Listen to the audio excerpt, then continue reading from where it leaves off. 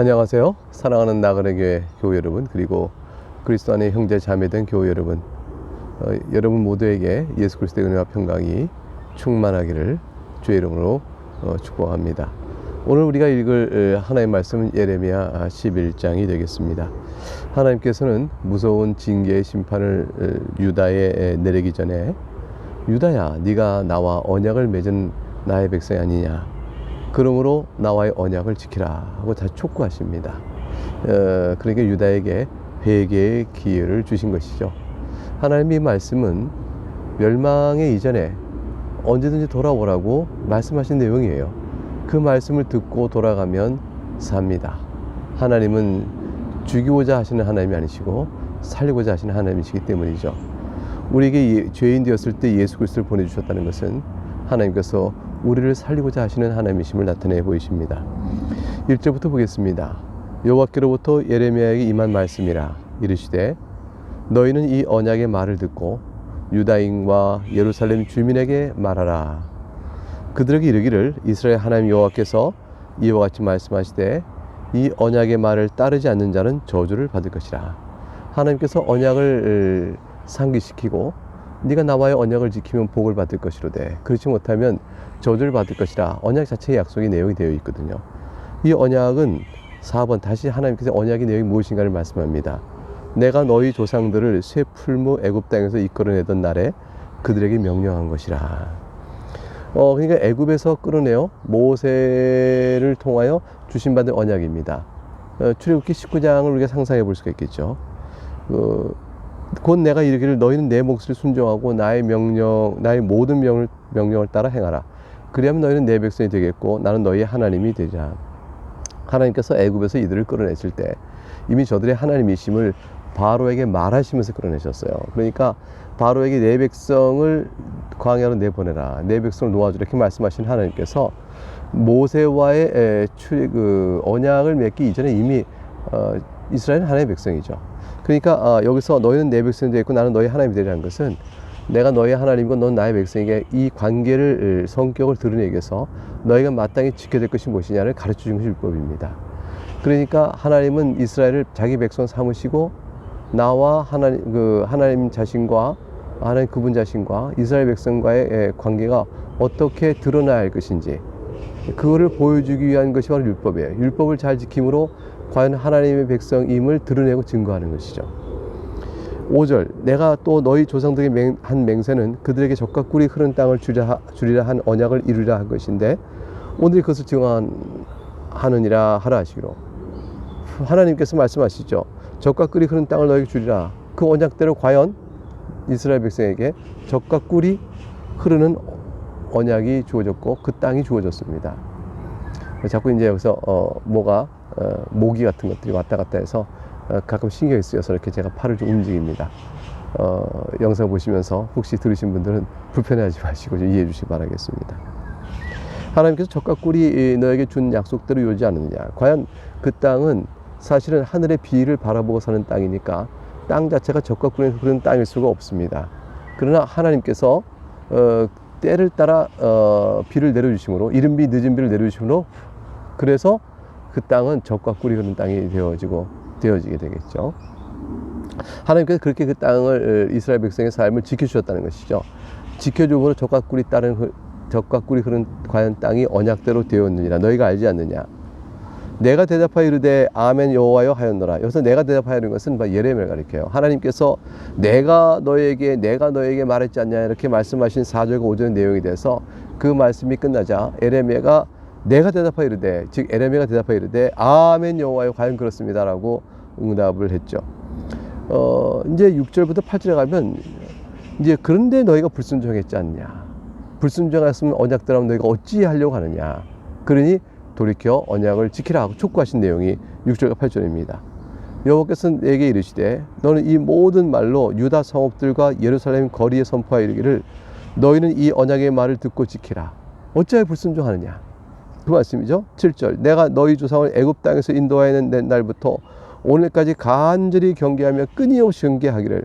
하나님께서 간절한 마음으로 저들에게 깨우치고 돌아오라고 말씀했다는 거예요. 그리고 끊임없이 했다는 것입니다.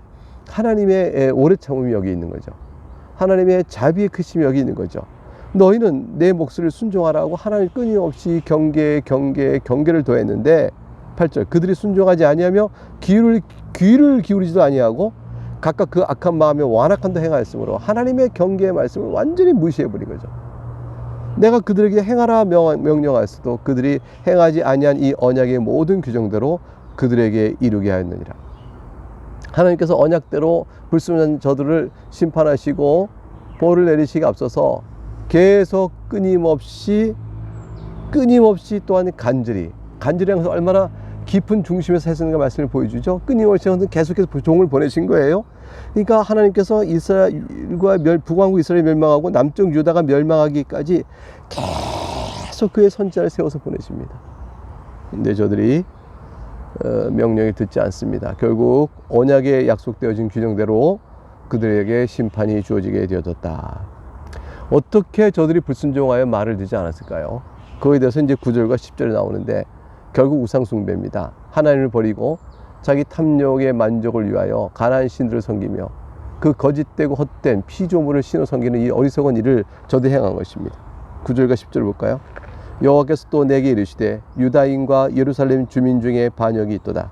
그들이 내 말 듣기를 거절한 자기들의 선조의 죄악으로 돌아가서 다른 신들을 따라 섬겼은즉 이스라엘 집과 유다 집이 내가 그들의 조상들과 맺은 언약을 깨뜨렸도다.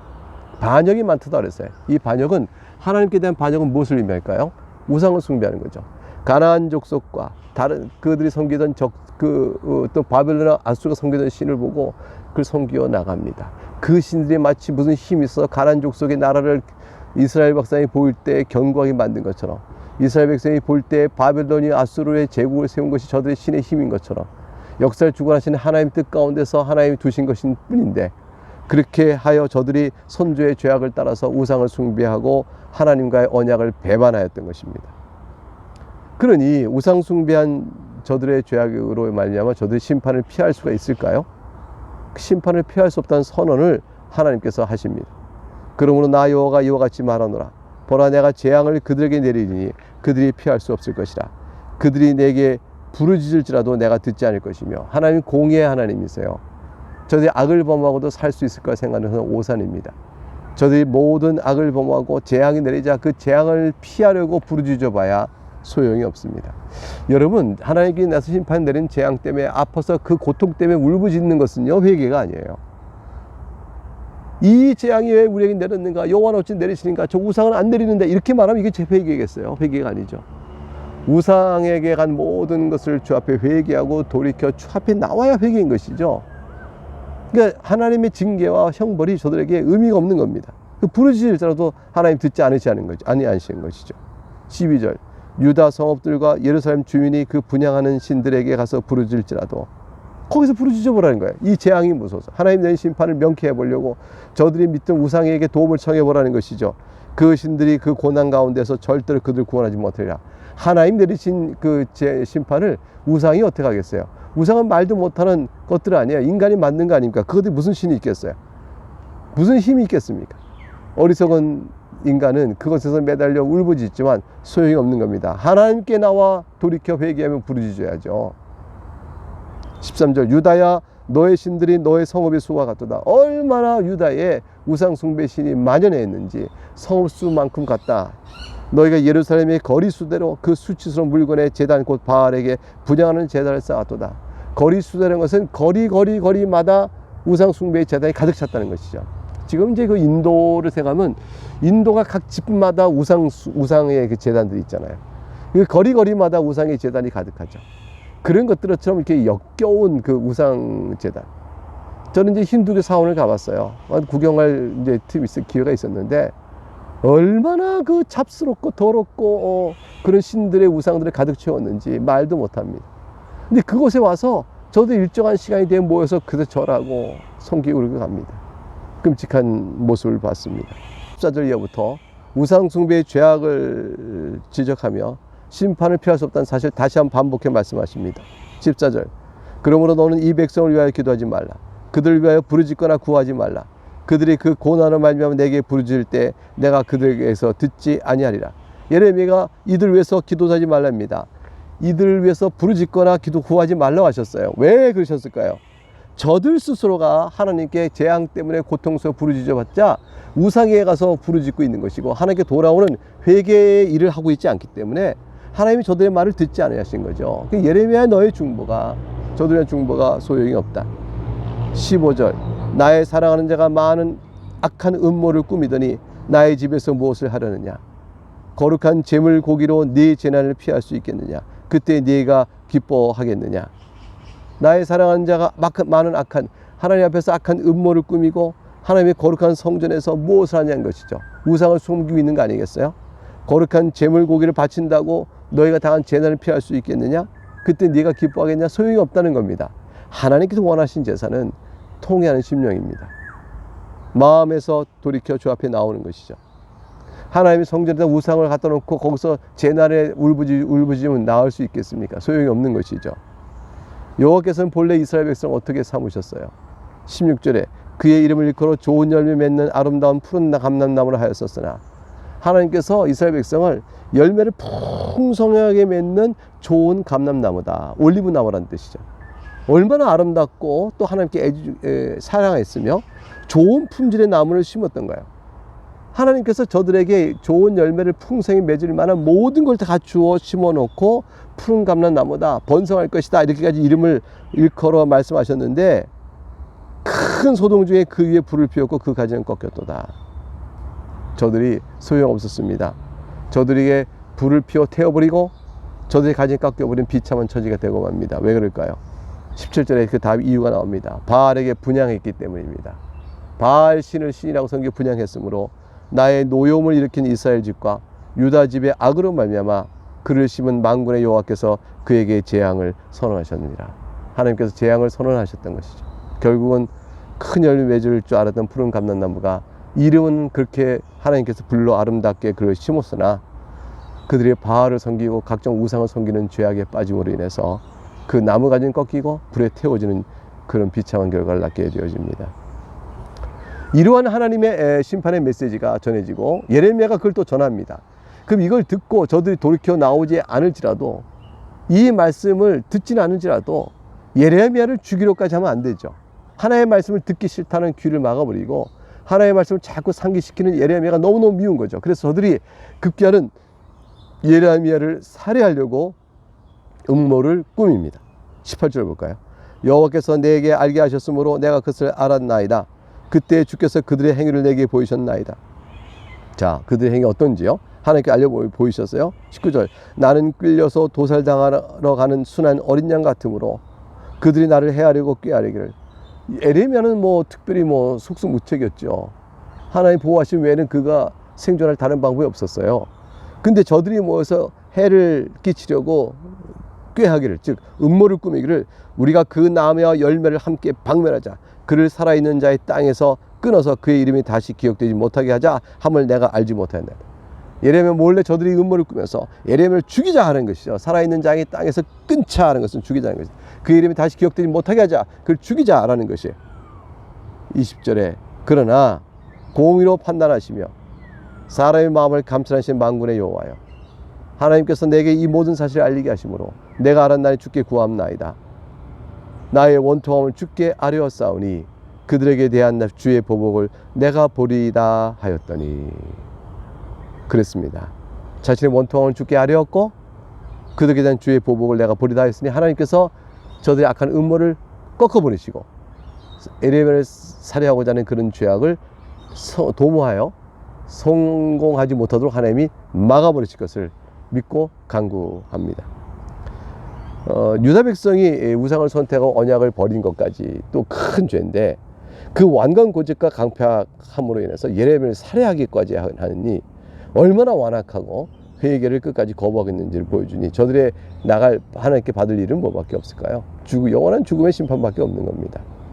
도대체 누가 이런 악한 일을 도모할까요? 누가 예레미야를 죽이고자 할까요? 21절에 보면 기가 막힌 이야기가 나옵니다. 여호와께서 아나도 사람들에 대하여 이와 같이 말씀하시되 그들이 너의 생명을 빼앗으려고 찾아 이르기를 너는 여호와의 이름으로 예언하지 말라. 두렵건대 우리 손에 죽을까 하노라 하도다. 여호와의 이름으로 예언하지 못하게 해서 그를 죽이고자 하는 것이죠. 누가 그랬냐고요? 아나도 사람이라고 되어 있습니다. 여러분 예레미야 1장 1절을 기억나십니까? 베냐민 땅 아나돗, 그러니까 아나돗은 베냐민 지파의 땅에 속한 성읍이에요. 그 아나돗은 땅의 제사장들 중에 hil기야라는 사람의 아들 예레미야의 말이라. 그러니까 이 아나돗 사람이 예레미야를 죽이고자 하는데, 죽이고자 하는 이 사람들은 예레미야의 동족이에요. 형제예요. 친척이에요. 따지고 보면은 예레미야의 아버지가 hil기야인데, hil기야는 아나돗 땅의 제사장 중에 한 사람이었습니다. 그러니까 아나돗 사람들이 일어나서 예레미야를 죽이고자 하는 것은 자기 고향 사람인 예레미야를 죽이고자 하는 것이죠. 그 마을이 얼마나 컸겠어요. 아나돗이 옛날에 바벨론 베냐민 지파 땅에 아나돗의 성읍이 크면 얼마나 크겠으며 사람이 살면 얼마나 많이 살겠어요. 서로 다 아는 처지인 것이죠. 그런데 저들이 예레미야를 죽이고자 합니다. 그들도 제사장 hil기야에 속한 그 땅이기 때문에 율법을 잘 아는 사람들일 거예요. 근데 하나님의 율법을 잘 아는 사람들인데도 예레미야가 전하는 하나님의 말씀이 듣기 싫어서 예레미야를 죽여버리자고 얘기하는 겁니다.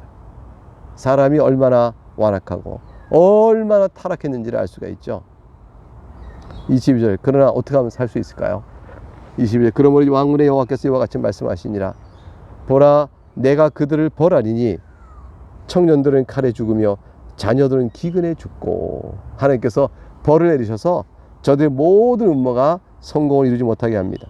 저들에게 벌을 내리니 청년들, 기운이 센 장사를 할지라도 칼에 맞아 죽으니 저들의 기운의 자랑이 헛되고, 자녀들은 기근에 죽으니 다시 대를 이어갈 자녀가 없다. 남는 자가 없으리라. 23절, 하나님 철저한 심판을 말씀하셨습니다. 아나돗 사람에게 재앙을 내리니 곧 그들을 벌할 해애니라. 그들을 벌할 해애니라 하는 것은 그들이 벌할 때이니라. 즉 하나님께 때가 차면 저들을 벌하실 것이라, 이렇게 말씀하신 것입니다. 예레미야는 하나님께서 그 생명을 보호하셨고요, 저들의 도모는 실패로 돌아갑니다. 하나님께서 재앙을 저들에게 심판하실 때가 될 때 저들의 모든 계획은 다 무위로 돌아가고 말게 되어지죠. 이 세상의 악인들이 자신들의 그 뜻을 이루기 위해서 교회를 잠잠케 할 것입니다. 교회에서 선포된 강단의 말씀을 어떻게든 지워버려야 할 것입니다. 그리고 자기 생각에 맞는 말만 할 수 있도록 하고자 할 것이죠. 그러나 소용이 없습니다. 그들의 모든 악한 도모는 하나님께서 폐하여 버릴 것입니다. 우리는 그 사실을 믿고 끝까지 주 앞에 서야 될 것입니다. 오늘 주의 말씀을 자유롭게 들 수 있는 아직 그 때가 아직 우리에게 주어졌다는 것은 얼마나 큰 감사인지요. 이렇게 비춰보게 되어지면, 세상이 악해지면 주의 말씀을 선포하는 진리의 입을 막아버리기 위해 세상이 일어난다. 지금은 그래도 진리의 말씀을 선포할 수 있는 때가 되니 주의 은혜의 때가 아닐 수 없습니다. 이 시대에 우리에게 생명을 주시고 믿음과 함께 살계신 하나님을 찬송합니다. 얼마나 감사한지 모르겠어요. 이제 이와 같은 때에 우리가 믿음에 게으르고 영적으로 나태해 있다면 그것 또한 우리가 얼마나 하나님께 부끄러운 일인지 알 수가 없습니다. 오늘 주의 말씀을 생각해 보면서 하나님의 그 깊은 오래 참으심과 간절하게 또 끊임없이 경계에 경계를 더하여 저들을 일깨우셨다는 하나님의 사랑을 먼저 기억해 보십시다. 오늘 우리에게도 간절한 마음으로 끊임없이 주께로 돌아오라고 말씀하시죠. 우리가 하나님께 돌아와 하나님과 더불어 동거하며 하나님과 더불어 하나님의 영광 돌리는 그런 믿음의 사람으로 살아가는 오늘 하루가 또한 되기를 바랍니다. 여기서 오늘 말씀을 마치겠습니다. 내일 다시 뵙겠습니다. 감사합니다.